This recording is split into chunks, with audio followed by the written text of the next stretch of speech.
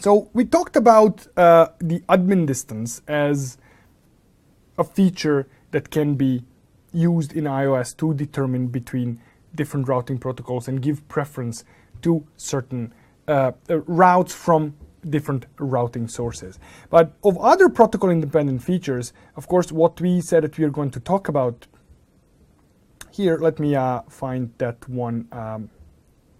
Where is that one slide that we used with these protocol independent features? Where are they? This is not the one, this is the one. Oh, this is the one. So let's talk about the network statement. Now, when I talk about the network statement, so let me write it down here, network statement.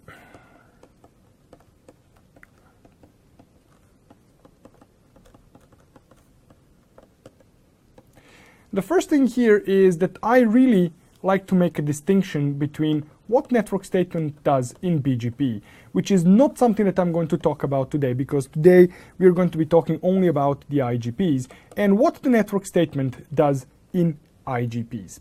Now, for all IGPs, what network statement does, it enables protocol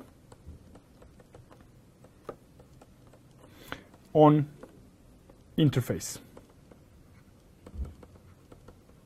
I should say really on interfaces, because it could be multiple interfaces. But what do we actually mean when we say that the network statement enables the protocol on the interface? Well, there are actually three things that happen when you type out the network statement. What is going to happen? Number one is protocol related data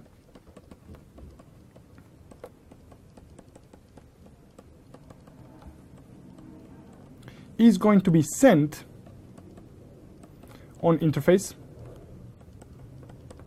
Protocol related data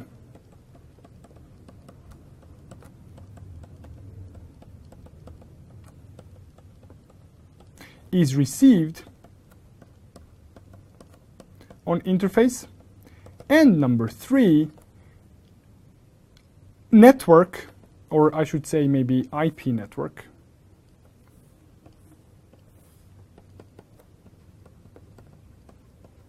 associated with the interface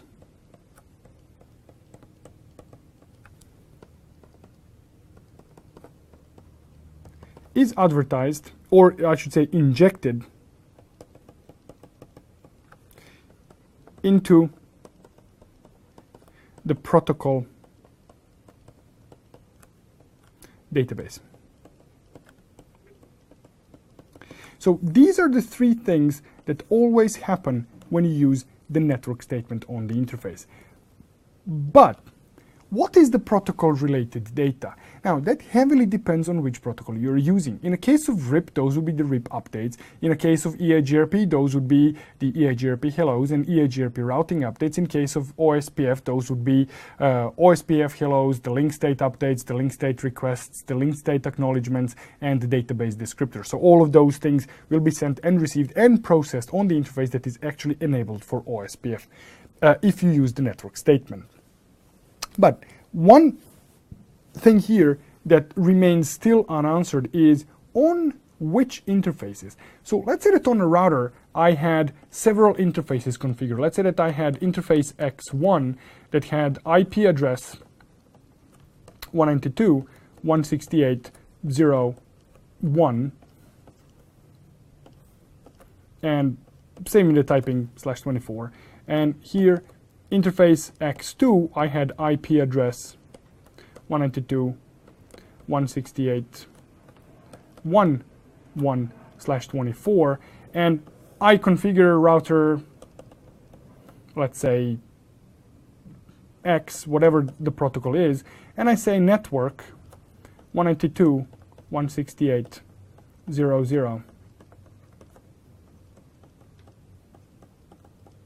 So which of these interfaces will be enabled for this protocol? Now, if we take a look at this statement here and think of it as, okay, I need to find the interface that matches this exactly, none of these interfaces will actually match because these are both /24s. Now, this is not how network statement works. what network statement does is actually it creates what I like to call the pseudo access list. So think of this statement here as if it was an access list. Now, all the interfaces that have an IP address that matches this access list here will actually be enabled for protocol X. So this statement here that comes after the network keyword is actually an access list. Now, that said, all three protocols that you care about, RIP, EIGRP, and OSPF, have a different syntax for the network statement. Now, for RIP, the syntax is network, and then you enter the net. Now, the net here is a classful network. Even though you may be running RIP version 2, which is classless in itself, the network statement itself is classful, which means that it is aware of A, B, and C network classes. That means that you need to be very, very careful when you are using RIP and when you're enabling RIP on interfaces, because when you enable interface, for example, in class B, you might be enabling more than just the interface that you want to enable. EIGRP, on the other hand, has two formats for the network statement. One is network, where you give it just the network, and in this case, it is going to be a classful network. Again, aware of classes A, B, and C. Or we can use network, followed by the wildcard mask. Now, if you use this format here, the network statement is actually classless, which means that you can match only particular interfaces or only different subnets of major networks from class A, B, and C, but it is classless. So basically, you can use the wildcard mask. Now, for those of you who are very good with access lists, I should point out that this must be contiguous. In other words, this is inverse net mask. That means that all that trickery that you can actually do with the wildcard masks that you are using for access lists, here you can't really do. So wildcard mask that is perfectly valid in an access list, for example 8.64.4.0, would be an invalid here because this needs to be an inverted net mask, which is also good news because iOS is actually intelligent enough to tell, are you typing a net mask or are you typing an inverted net mask? So if you type an inverted net mask, it will use the inverted net mask as is. But if you are typing a net mask, so for example, you type network 192.168.0.0 space 255.255.255.0, iOS will say, okay, so he actually typed out the net mask, and what ends up in the running config is actually an inverted net mask, which is good news because what you can do is you can take whatever was configured, for example, on the interface that you want to enable for EIGRP, IP address, blah, blah, you just take, copy, and paste that into the network statement, and EIGRP in iOS will actually be intelligent enough to convert this to what you need to have. So it's a very, very neat shortcut to prevent fat fingering the IP addresses when you are typing them in, or for making terrible mistakes of enabling EIGRP where you don't want to have it enabled. So worth trying it out. Now, for OSPF, the network statement has only one format, which is network, the wildcard mask, and then area, and the ID of the area. Again, the wildcard mask, just like for EIGRP, is inverted net mask. And the same shortcut that I mentioned for EIGRP, you can actually use for OSPF, and it will work the same way. So this is good stuff. Now, when I talk about network statement, and I mentioned about RIP, that the network statement is classful. Now, there is one more thing about the RIP network statement that I want to warn you about. So let me go to my R2, R4, R5 here. And on R4, I'm just briefly going to configure relatively simple configuration of RIP. So what I want is version 2, no auto summary. I want to set an offset list for all the routes to offset routes coming in by 10 hops, routes going out by 4 hops. I also want to change timers basic. So I want to speed this up. So I want to set the update to be 1 second, and invalid I want to be 30 seconds, hold down 30 seconds, flush 30 seconds. Let me see, there is one more thing that I want to do. Yes, I want to have passive interface default. I want no validate update source. So let me see this config. Where did it go? So everything that I just typed out, this relatively simple configuration in RIP, is now gone from the iOS, as if I didn't actually type it out. Now, don't be scared, the configuration is still there, iOS is just not showing it to you.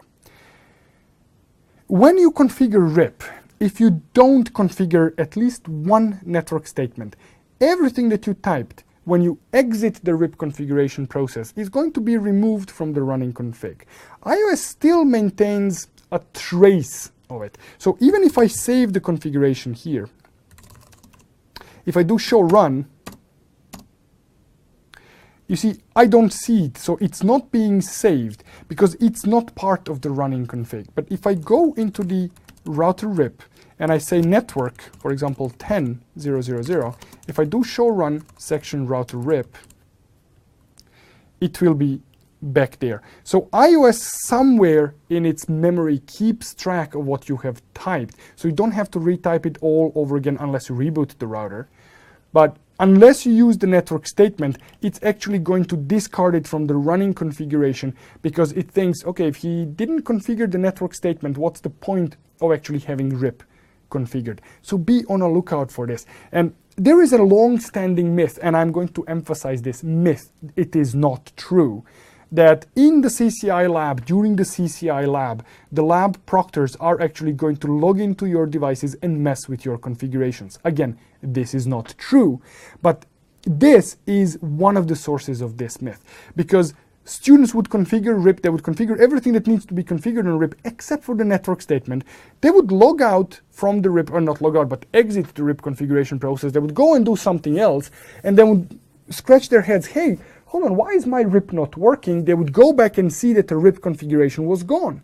And who is it to blame? Of course, it was the evil proctor in the corner of the room messing with their config. Again, not true. It was iOS messing with them. So, in a way, maybe it was a proctor, but only in a way that he was a Cisco employee and it's a Cisco iOS that does this to you. But be on a lookout for this, because this can really, really trip you off in the lab if you don't remember this feature. But remember this, then you don't have to retype everything you typed out. It's there somewhere in iOS memory, not in the running configuration. But once you type out the network statement, all the advanced configurations that you actually configured is going to be back in the running config. So that's the warning that I wanted to give you about the network statement in RIP. Another thing that I want to talk about here when it comes to protocol independent features is the feature that is relatively often used, which is called passive interface. Now, there is, again, just like with many things that I talked about today, there is somewhat of a misconception what passive interface does. So let's go back to one of the previous examples here, where I talked about what happens when you actually use a network statement on a particular interface. So let's paste this in here. So this is what happens on an interface when you use the network statement. Now, when you declare a particular interface as passive, what is going to happen on that interface, regardless of the protocol in use this thing here, thing number 1, is not going to happen. So this functionality is disabled. But these two functionalities, that protocol-related data is received and that the network is advertised as the internal, still happens. This is true for all IGP routing protocols. This is true for RIP, this is true for EIGRP, this is true for OSPF. Now, you may be shaking your heads right now, at least some of you, thinking that, hey, wait, but that's not exactly what happens. When I declare interface as passive for EIGRP, it's very different than when I declare it passive for RIP. Well, the end result may be different, but what happens is always the same. Now, think about it. When you declare an interface as passive for RIP, you are going to prevent this router from sending the routing updates out of this interface. Why? Because routing updates are the protocol related data in case of RIP. If you receive routing updates on that interface, you are still going to accept and process them. Why? Because this interface is enabled for RIP. Now, for EIGRP and OSPF, you cannot exchange the routes between the neighbors before you form an adjacency. And you cannot form an adjacency before the neighbors know about each other. So when you declare interface as passive, you are preventing the router from sending hellos. If you are not sending hellos, you cannot form the neighborship with the router next to you, so you cannot possibly send or receive routing updates. This is why I say the behavior is the same, it's the net result that is somewhat different. For EIGRP and OSPF, you will not form adjacencies, therefore you will not be sending any routing updates or receiving any routing updates.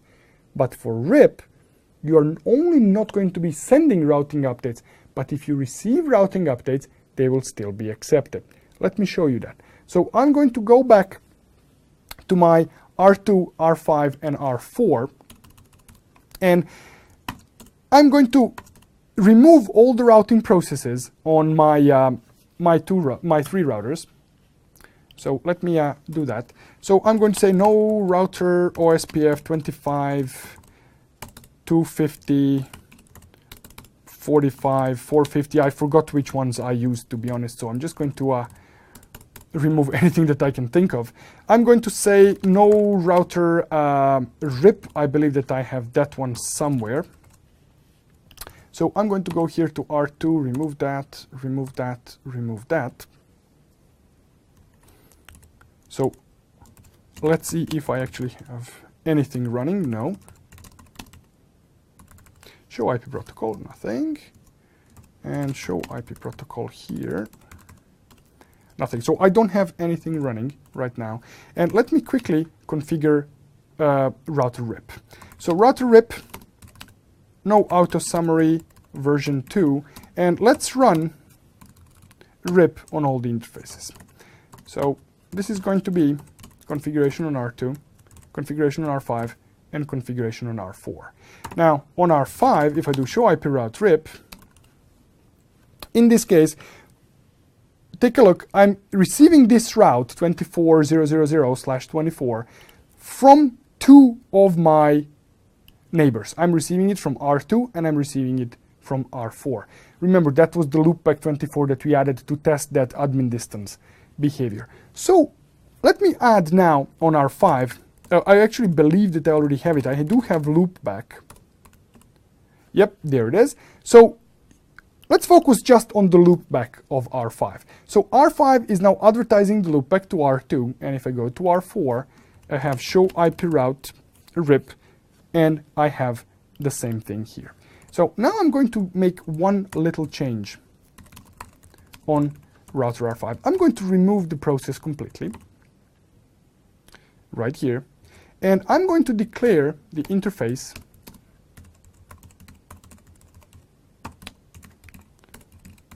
to R2 as passive before I type in the network statement. So I'm putting back the routing process in place. So if I do show IP route RIP, nothing is going to be showing up yet, so we might need to wait 30 seconds.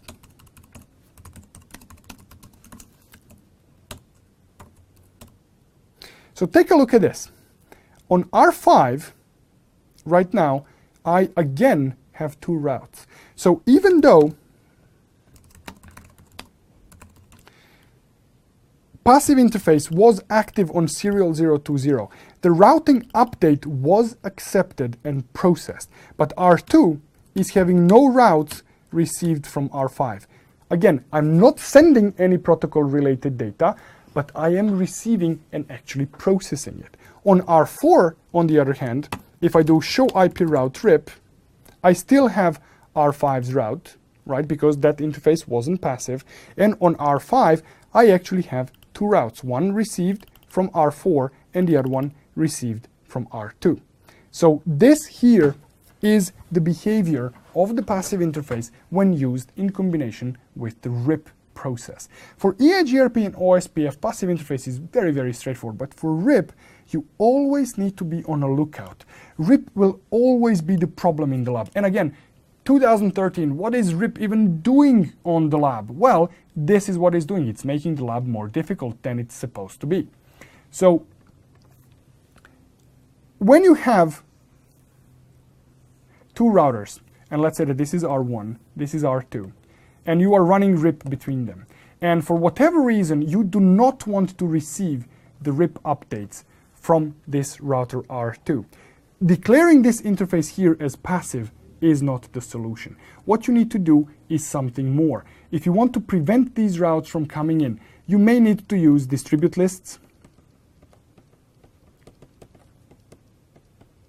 You may need to use the offset list. You may need to use the admin distance tweaks. You may need to use RIP authentication.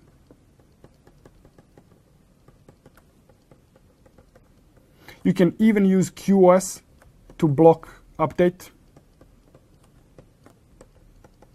You can use control plane policing. If you have access to, for example, switch that is sitting here in between the two. Oops, wrong button. You may want to use VLAN access lists on switch, etc. So if you want to block these updates from coming in, you may need to resort to one of these here things. And this is just scratching the surface of what can be done to prevent the routing update from R2 to coming in to R1. But this is where I always like to twist the tables. What if this was a troubleshooting question that said, why is R1 not receiving RIP updates from R2? Here are just some of the reasons why this would be the case. So you see, 1, 2, 3, 4, 5, 6, 7 in about 30 seconds that I came up with. Can you imagine how many reasons or how many different problems Cisco can come up with in all their time and knowledge in the world to actually put in the exam? Very, very simple ticket. I mean, when you look at it, when you see this in the exam, for example, troubleshooting ticket number 3, R1 is not receiving RIP updates from R2. What could possibly be wrong? How hard can this be? Well, that hard. One of the questions that I received about RIP is to explore the default route origination in RIP a little bit. So what I'm going to do now is, again, we are still on the same network as before, which is R2, R5, and R4. Now, what I'm going to do next is I am actually going to remove this passive interface so that we just have normal RIP running between these two routers. So I'm going to have R2, R5, and R4. So R2, R5, and R4. And I'm going to remove the passive interface from R5 so that I can actually see the default route in action. So what I'm going to do here is I'm going to say no passive interface this, which means that on R2 I should be getting at some point the RIP routes, and of course every time I want to do something it takes forever. There we go. So now we are getting the route. So we now know that the routes are propagating between these three routers. So I'm going to go to R4 now, and in the router RIP process I'm going to say default information originate. So let's see here if this is actually going to inject the default route. So if I do show IP route rip, here on R5, I'm not yet receiving anything. If I take a look on R4, show IP rip database, it says here that I do have the auto summary for 0000, and it says that I am redistributing this route. So maybe it's just a matter of waiting a little bit, but there we go. Oh no, hold on a second. I did have a static route. That was the old configuration there that is now tripping me up. So let me remove it. So show IP rip database. Okay. Maybe we just need to wait. There it is. Now it arrived. So if I do show IP route rip, I will see that R5 actually received the default route from R4. So typing just default information originate in RIP will actually unconditionally inject the default route. So we are going to inject the route even if we have it or if we don't. So show IP route here, we don't have the default route. It was never configured. So if I do show IP rip database, I can see it's auto summary, it's created, it is being redistributed, and it says it's learned via 0000, which basically tells me it is my local route. And this, we will see, is now visible on R5. And if I go to R2, show IP route rip, I'm going to see this route in the routing table. So this is one way of injecting the default route in RIP. Now, another way of injecting the default route in RIP is, of course, to redistribute it from another source. So what I'm going to do now on R2 is I'm going to create a default route that is going to point to null 0. So if I do show IP route RIP, I will see now that I no longer have the default RIP route, but if I do show IP route, I will see now that I do have a static route pointing to null 0. That is the default route. So if I go to router RIP, I can say redistribute static, let's say metric, well, let's not say any metric, but let's say just redistribute static. If I go to R5, if I do show IP route RIP, now I will see that I actually have two RIP routes. One that was learned from R4 that was injected with default information originate, and another one that was simply redistributed into RIP. So when it comes to the default route behavior in RIP, there is really nothing special that you have to be worried about. You don't have to already have it in order to inject it, like you need for example, OSPF, or that you might need for BGP, but for RIP, it will simply generate the default route and advertise it in the RIP as if it was redistributed from another source. Also, unlike, for example, OSPF, where you need to specially tell OSPF that you actually do want to redistribute the external default route. For RIP, this is not something that you have to do even when you are redistributing from another protocol. And I use the static route as an example, but any protocol will have the exact same behavior. So if you had an OSPF default route in the routing table and you redistributed from OSPF into RIP, you would have received that default route anyways. So default routes are something that you may or may not encounter in the CCIE lab. Generally speaking, you are not allowed to use default routes, just like with static routes. But sometimes, to test you on these unusual behaviors usually associated with the default routes, in the exam they might throw in a default route to kind of see if you understand what is the behavior. Because let's face it, unless you are running an ISP of about, I would say, medium size, you do have a default route somewhere in your network. Only in the ISP backbone network you have absence of default routes. So they want to have the full BGP routing tables and they are following the traffic. If they don't have the route to a specific destination, they're simply going to be dropping the traffic because it's a bogus traffic. So unless you are an ISP, you are dealing with the default route somewhere. And the CCIE routing and switching exam is about the enterprise networks, and in most enterprise networks we actually do have to deal with default routes, at least somewhere in the network. So it stands to reason that they would actually test you to see the behavior of default routes. But generally speaking, you can't just go in there and add the default route. You have to be explicitly asked to do that. Just like for the static routes, they are relatively big no-no in the CCIE lab.